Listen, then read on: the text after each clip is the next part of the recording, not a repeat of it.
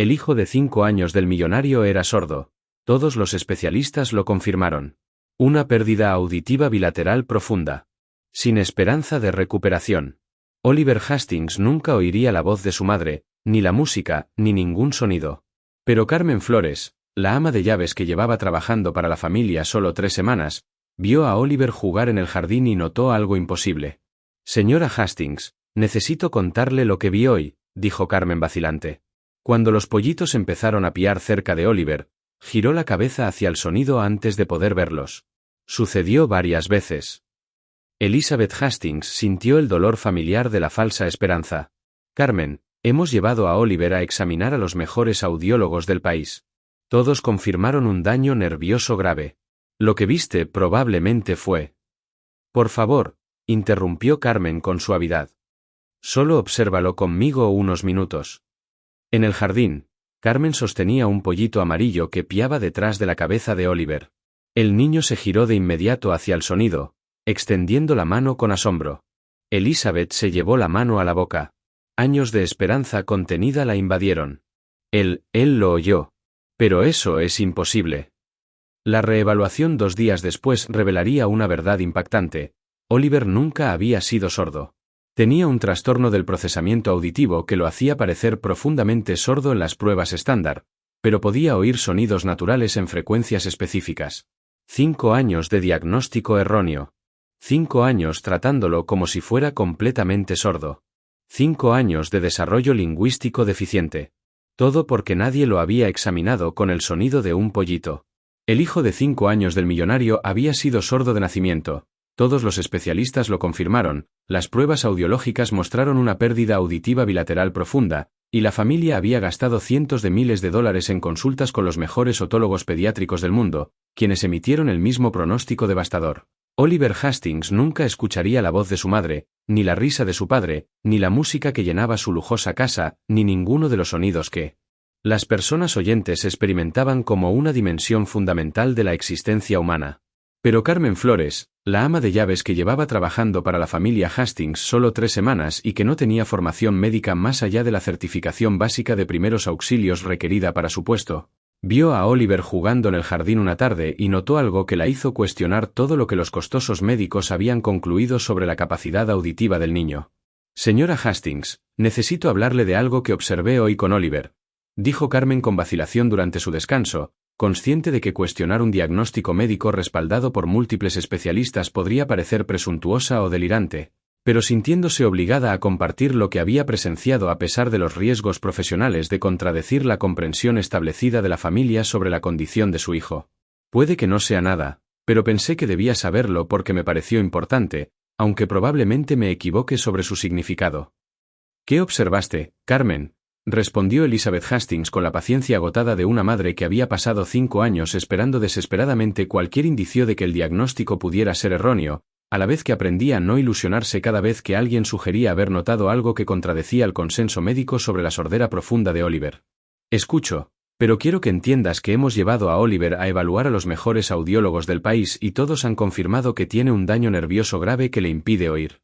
Así que, a menos que hayas descubierto algo que varios médicos con décadas de experiencia pasaron por alto, creo que debemos aceptar la realidad de su condición en lugar de albergar falsas esperanzas que solo harán más doloroso nuestro dolor. Su respuesta defensiva reveló tanto su desesperado deseo de creer que su hijo podría no ser sordo como su instinto protector para protegerse a sí misma y a su familia de una mayor decepción al descartar observaciones que contradecían las evaluaciones profesionales que se había visto obligada a aceptar tras años de buscar explicaciones alternativas. Entiendo tu cautela, y no pretendo saber más que los médicos, respondió Carmen con cautela. Pero lo que observé hoy fue que cuando los pollitos que compramos para el jardín empezaron a piar cerca de Oliver, este giró la cabeza hacia el sonido antes de verlos. Sucedió varias veces. Los pollitos empezaban a hacer ruido detrás de él o a su lado, y él se orientaba hacia ellos como si hubiera oído de dónde venía el sonido. Sé que los niños sordos pueden estar muy sintonizados con las vibraciones y las señales visuales, pero esto parecía diferente porque los pollitos son tan pequeños y su piar es tan agudo que no creo que creara vibraciones lo suficientemente fuertes como para que las sintiera, y se giraba hacia ellos antes de que entraran en su campo visual. Su detallada descripción del observado demostró que había estado prestando mucha atención a las respuestas de Oliver en lugar de hacer suposiciones casuales e infundadas, pero la expresión de Elizabeth permaneció escéptica mientras procesaba la afirmación de que su empleada doméstica había notado capacidades auditivas que los audiólogos, usando sofisticados equipos de prueba, no habían detectado.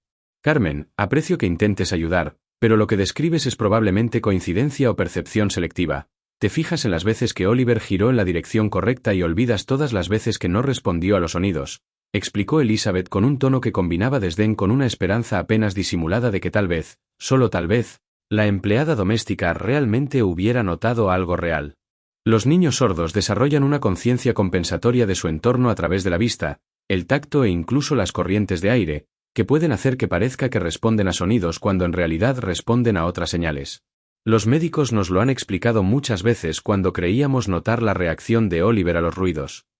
Su referencia a falsas alarmas anteriores reveló un patrón de esperanza y decepción que había caracterizado los 5 años de la familia intentando comprender y aceptar la sordera de Oliver, y Carmen reconoció que le estaba pidiendo a Elizabeth que se arriesgara a otro ciclo de esperanza y decepción aplastante al tomar en serio sus observaciones.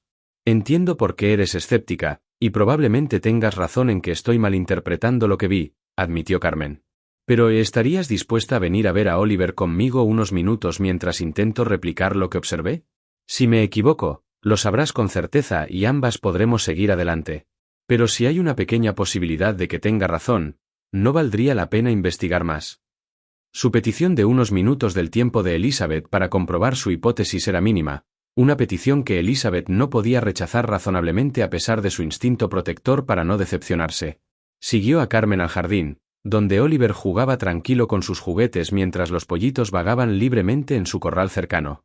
Bien, mira qué pasa cuando cojo uno de los pollitos y se lo acerco a Oliver por detrás, donde no pueda verlo, le indicó Carmen mientras atrapaba con cuidado a uno de los pollitos amarillos que piaban y se acercaba lentamente a Oliver por su lado ciego. En cuanto el pollito empezó a piar cerca de la oreja derecha de Oliver, el niño giró la cabeza bruscamente en esa dirección con expresión de curiosidad y deleite, buscando con la mirada el origen del sonido que aparentemente había oído. Se giró hacia el sonido, susurró Elizabeth con una mezcla de sorpresa y desesperada esperanza al ver a su hijo extender la mano hacia el pollito que Carmen sostenía. Pero aún podría ser coincidencia o respuesta a otras señales. A ver si lo vuelve a hacer desde otra dirección. Le quitó el pollito a Carmen y se acercó a la izquierda de Oliver, mientras éste se concentraba en el cochecito que rodaba por el patio. Cuando el pollito pió cerca de su oreja izquierda, Oliver dejó de jugar de inmediato y giró la cabeza hacia el sonido con la misma atención que momentos antes. «Dios mío», exclamó Elizabeth mientras las lágrimas le corrían por el rostro al ver años de esperanza contenida surgir repentinamente ante una evidencia que contradecía todo lo que le habían dicho sobre la capacidad auditiva de su hijo. «Está respondiendo al sonido. ¿Cómo es posible si todas las pruebas demostraron que tenía sordera profunda?» La pregunta flotaba en el aire mientras ambas mujeres observaban a Oliver acariciar suavemente al polluelo que piaba con una expresión de asombro que sugería que estaba experimentando algo nuevo y extraordinario, en lugar de simplemente responder a estímulos visuales o táctiles que siempre había podido percibir. «No sé cómo es posible, pero creo que necesitamos que lo reevalúen con audiólogos que puedan comprobar si tiene alguna audición que las evaluaciones anteriores no detectaron», sugirió Carmen mientras intentaba mantener la calma a pesar de las implicaciones revolucionarias de lo que estaban presenciando. Quizás su audición haya cambiado desde la última evaluación, o quizás las pruebas no fueron lo suficientemente sensibles como para detectar audición residual en ciertos rangos de frecuencia. O quizás haya alguna otra explicación que los médicos puedan encontrar. Pero lo que está claro es que Oliver responde a los sonidos de una manera que los niños sordos no suelen hacerlo, y eso merece más investigación, independientemente de lo que hayan mostrado las pruebas anteriores. Su respuesta mesurada enfatizó la necesidad de una evaluación profesional en lugar de sacar conclusiones precipitadas basándose en observaciones en el jardín con pollitos, pero Elizabeth ya había sacado su teléfono para llamar al audiólogo pediátrico de Oliver y exigir una cita de emergencia para volver a evaluar la audición de su hijo, a la luz de nuevas pruebas que cuestionaban el diagnóstico que todos habían aceptado como definitivo sobre su capacidad auditiva. «Dr. Patterson, le habla Elizabeth Hastings y le habla de mi hijo Oliver», comenzó con urgencia. «Sé que nos ha dicho repetidamente que su pérdida auditiva es profunda y permanente, pero nuestra empleada doméstica ha observado respuestas a sonidos de alta frecuencia que sugieren que podría tener audición residual que sus pruebas no detectaron. Necesito que lo vea lo antes posible para determinar si existe la posibilidad de que el diagnóstico sea incompleto o si su condición ha cambiado de alguna manera desde la última evaluación». El audiólogo se mostró escéptico, pero aceptó programar una reevaluación completa en 48 horas. Cuando Christopher, el esposo de Elizabeth, llegó a casa esa noche de su oficina financiera, encontró a su esposa y a la empleada doméstica sentadas en el jardín observando a Oliver interactuar con los pollitos mientras grababan sus reacciones para documentar las pruebas que presentarían al Dr. Patterson. «Elizabeth, ¿qué pasa? ¿Por qué lloras?», preguntó Christopher con preocupación inmediata al acercarse a su esposa. Carmen notó algo hoy que sugiere que Oliver podría oír ciertos sonidos a pesar de su diagnóstico, explicó Elizabeth mientras le mostraba los vídeos de Oliver girándose hacia los pollitos que piaban. Observa cómo responde cuando el pollito hace ruido cerca de su oído. Claramente se orienta hacia el sonido en lugar de solo notar movimiento o vibraciones. El Dr. Patterson lo reevaluará el jueves, pero quería que lo vieras tú mismo para que entiendas por qué me permito volver a tener esperanza a pesar de todas nuestras decepciones anteriores. Su explicación fue pronunciada con una mezcla de emoción y temor, mientras esperaba si Christopher compartía su interpretación de las respuestas de Oliver o si las descartaba como meras ilusiones que los preparaban para otra ronda de devastadora confirmación de que su hijo, en efecto, era profundamente sordo. Eso sí que parece que está oyendo al pollito, reconoció Christopher con la voz temblorosa por la emoción al ver los vídeos. Pero ¿cómo es posible? Lo hemos sometido a 4 audiólogos diferentes utilizando todas las técnicas de evaluación disponibles, y todos concluyeron que sus nervios auditivos estaban demasiado dañados para transmitir información sonora a su cerebro. ¿Qué pudo haber cambiado o qué pudieron haber pasado por alto? Sus preguntas reflejaban la confusión de Elizabeth sobre cómo múltiples especialistas, utilizando equipos sofisticados, pudieron no haber detectado capacidades auditivas que su ama de llaves había notado simplemente al observar cómo Oliver reaccionaba a los pollitos en el jardín. La familia pasó los 2 días siguientes oscilando entre la esperanza y el miedo mientras esperaban la reevaluación que confirmaría las observaciones de Carmen o revelaría que eran interpretaciones erróneas de comportamientos casuales sin relación con la percepción auditiva real. La cita con la doctora Patterson estaba programada para el jueves por la mañana en la clínica de audiología pediátrica, donde Oliver había sido examinado varias veces desde la infancia utilizando diversas metodologías diseñadas para evaluar la audición en niños pequeños que no podían proporcionar autoinformes fiables sobre sus experiencias auditivas.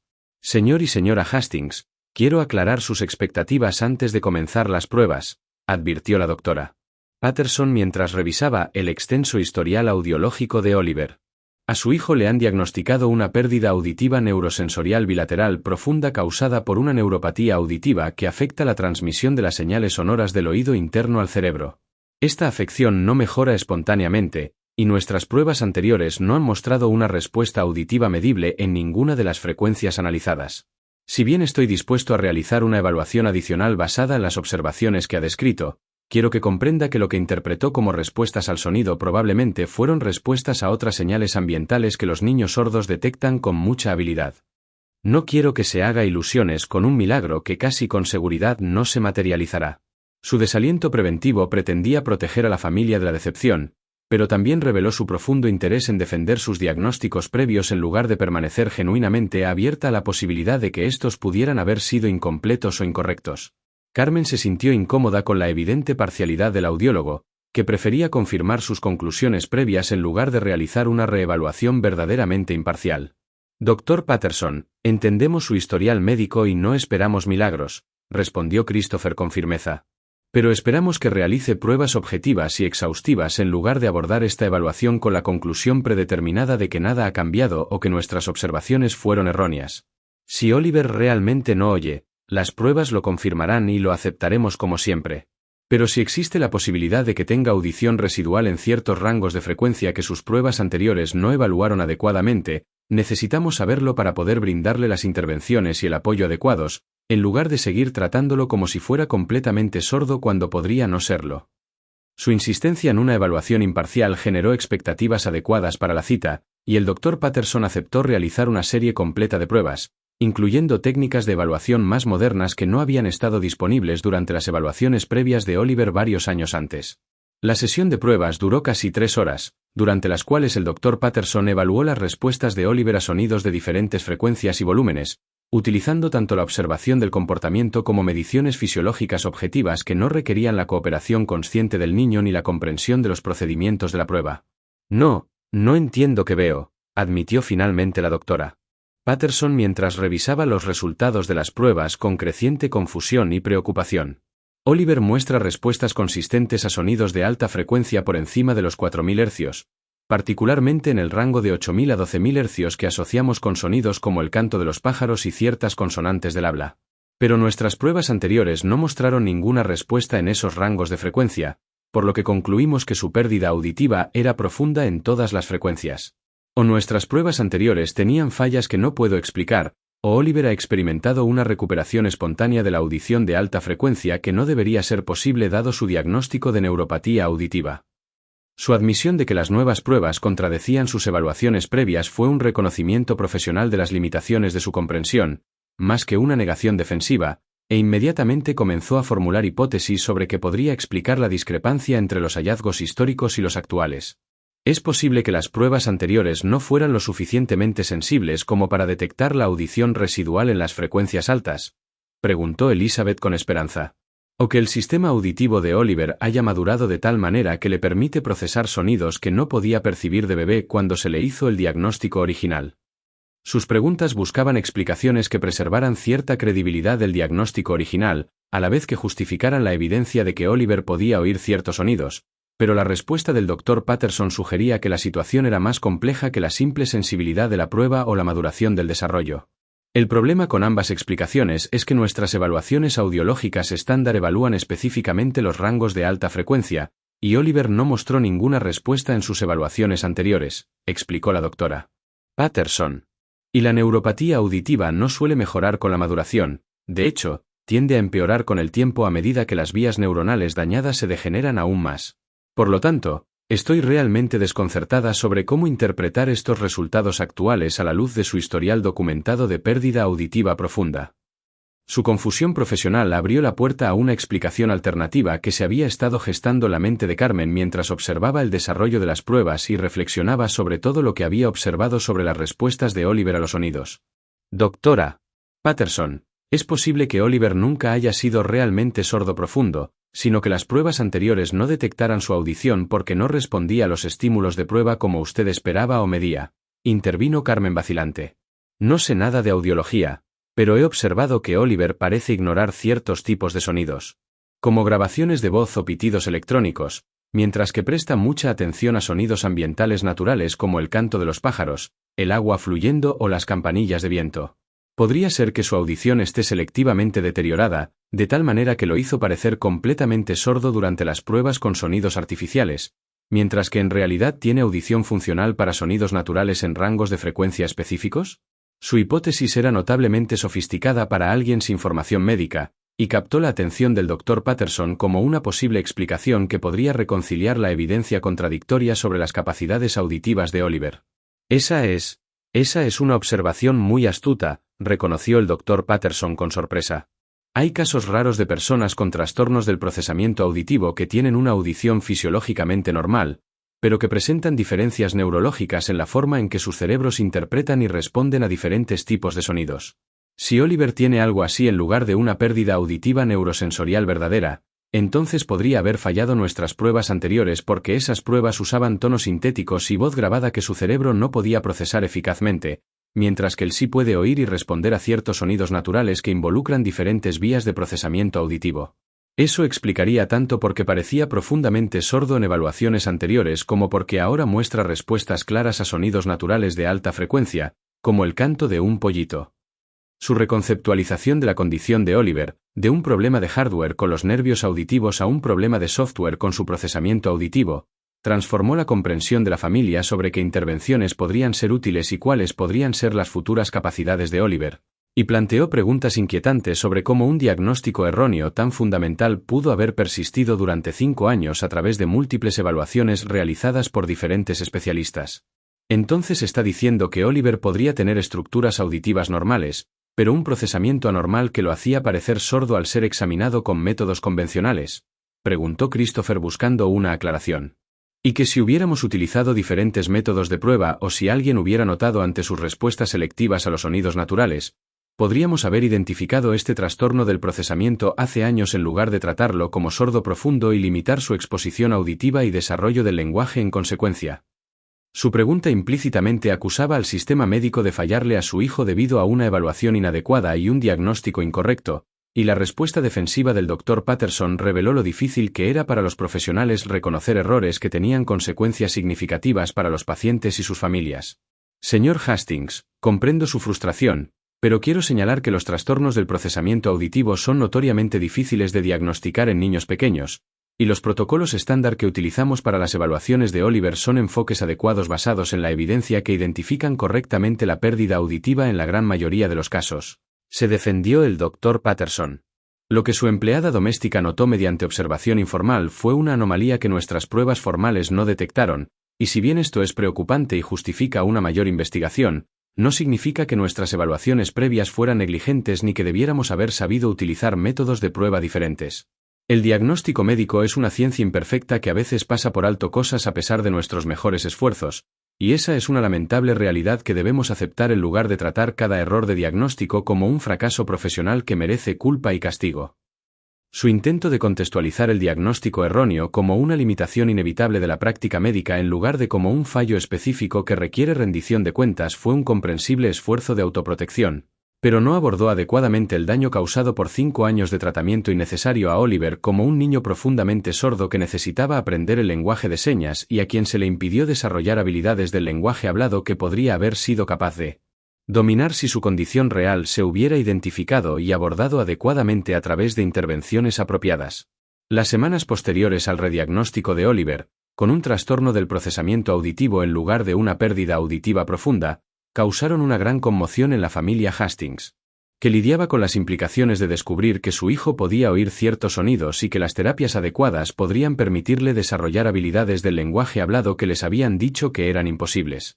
Carmen, no sé cómo agradecerte lo que descubriste sobre Oliver, le dijo Elizabeth a la empleada doméstica durante una emotiva conversación. Si no hubieras prestado atención a cómo reaccionaba a los pollitos, podríamos haber seguido tratándolo como sordo durante años y haber pasado por alto el periodo crítico para el desarrollo del lenguaje, cuando las intervenciones serían más efectivas. Literalmente, cambiaste la vida de mi hijo al notar algo que 4 audiólogos diferentes pasaron por alto a pesar de sus costosos equipos y su formación profesional.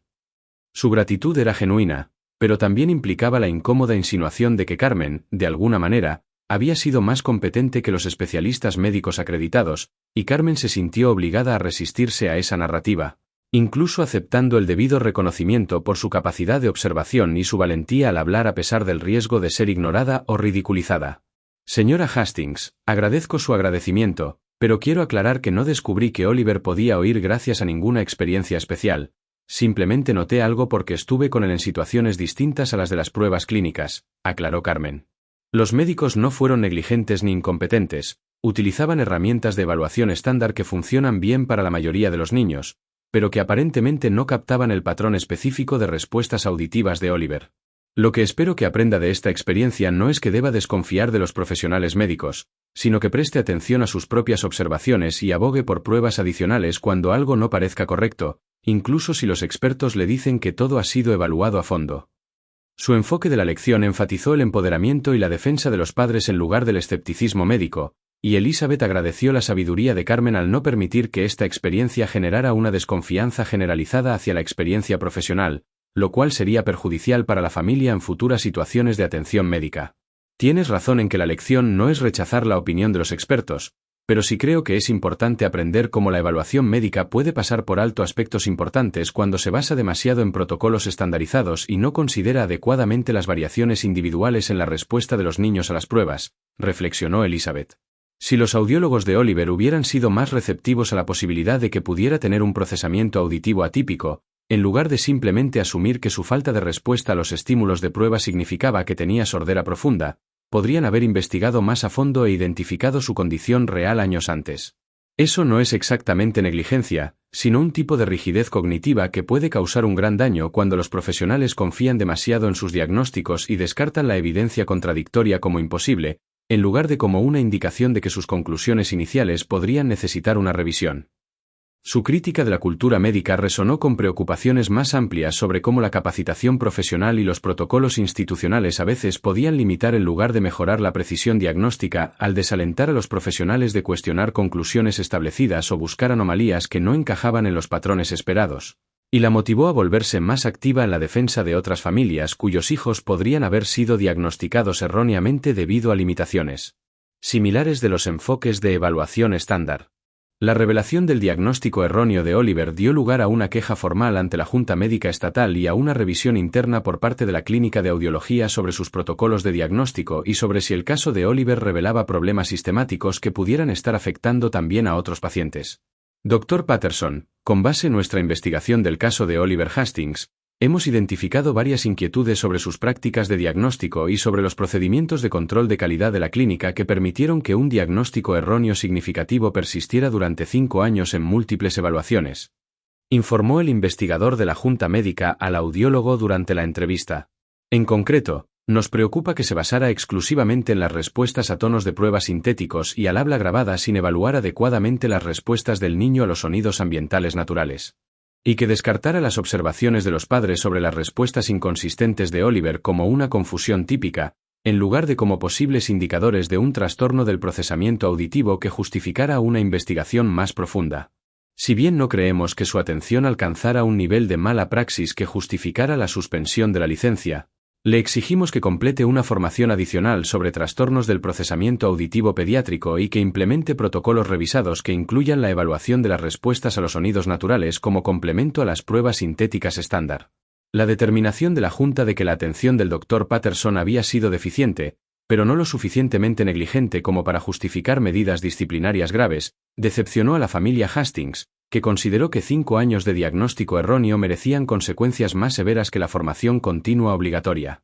Sin embargo, su abogado les advirtió que demostrar una mala praxis real sería difícil, dado que los trastornos del procesamiento auditivo eran realmente difíciles de diagnosticar y que el Dr. Patterson había seguido los protocolos estándar, incluso si estos habían resultado inadecuados para la presentación específica de Oliver. Mientras tanto, Oliver comenzó terapia intensiva con un logopeda y un especialista en procesamiento auditivo, quienes trabajaron para ayudarlo a aprender a interpretar y responder al lenguaje hablado a pesar de sus diferencias neurológicas en el procesamiento de la información auditiva. Oliver presenta retrasos significativos en el desarrollo del lenguaje debido a 5 años sin la intervención adecuada, pero la buena noticia es que aún se encuentra en el periodo crítico para la adquisición del lenguaje y su cerebro conserva suficiente plasticidad como para que, con terapia intensiva, podamos ayudarlo a desarrollar habilidades de comunicación funcional, explicó el Dr. Yuki Tanaka, el especialista que coordina el tratamiento de Oliver. El desafío radica en que su trastorno del procesamiento auditivo implica que necesita enfoques de enseñanza diferentes a los que usaríamos para niños oyentes o para niños con sordera profunda.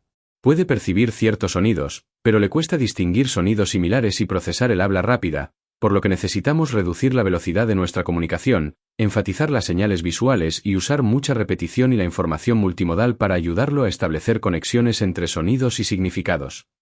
La terapia fue agotadora para Oliver y costosa para la familia, incluso con sus considerables recursos económicos, pero el progreso durante los meses siguientes fue notable.